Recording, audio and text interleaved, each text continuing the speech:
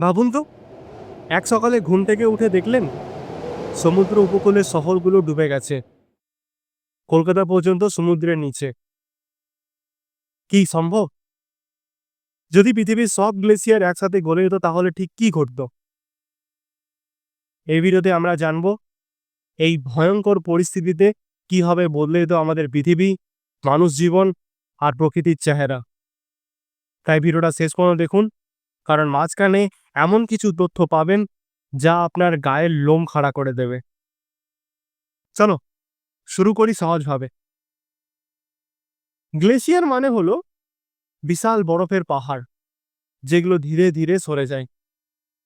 এই গ্লেসিয়ারগুলো জমে আছে হিমালয়, আন্টার্কটিকা আর গ্রিনল্যান্ডের মতো জায়গায়। এগুলো শুধু বরফ না, এইগুলো পৃথিবীর সবথেকে বড় মিষ্টি জলের ভান্ডার।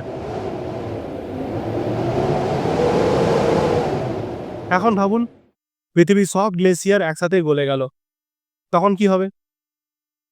সোজা কথা, সমুদ্রের জল প্রায় 70 মিটার পর্যন্ত বেড়ে যাবে।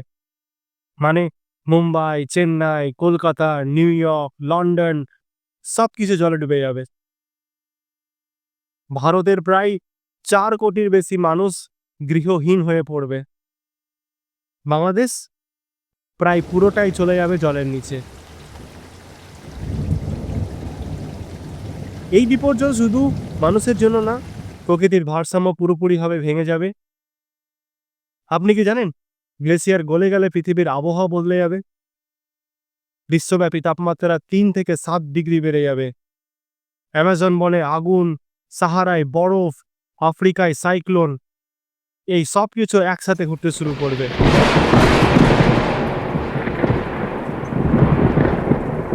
গ্লেসিয়ার গলে গেলে নদীগুলোর উৎস শুকিয়ে যাবে। মানে কৃষিকাজ বন্ধ, খাবারের অভাব এবং শুরু হবে বিশ্বব্যাপী খাদ্যযুদ্ধ। তখন কি মানুষের জন্য মঙ্গল গ্রহে যাওয়া ছাড়া আর কোনো উপায় বেঁচে থাকবে? এই বিপর্যয় থেকে বাঁচতে কি কিছু করা সম্ভব? বিজ্ঞানীরা আজ যেমন প্রযুক্তি তৈরি করেছেন যেগুলো বরফ গলার হার কমাতে পারে, যেমন অ্যাসবাস দিয়ে গ্লেসিয়ার ঢেকে রাখা, বা কৃত্রিম বরফ তৈরি করা, বা আর্কটিক মিরর বসানো। কিন্তু এইসব প্রযুক্তি তখনই কাজ করবে যদি আমরা এখনই সচেতন হই। আজকের ভিডিওতে আমরা দেখলাম গ্লেসিয়ার যদি একসাথে গলে যায় তাহলে কিভাবে পৃথিবী ধ্বংসের পথে এগিয়ে যাবে। এটা শুধু বৈজ্ঞানিক কল্পনা না, এটা আমাদের ভবিষ্যতের সম্ভাব্য বাস্তবতা। আপনি, আমি, আমরা সবাই মিলে যদি এখন থেকেই কাজ শুরু না করি তাহলে সেই দিন হয়তো খুব দূরে না।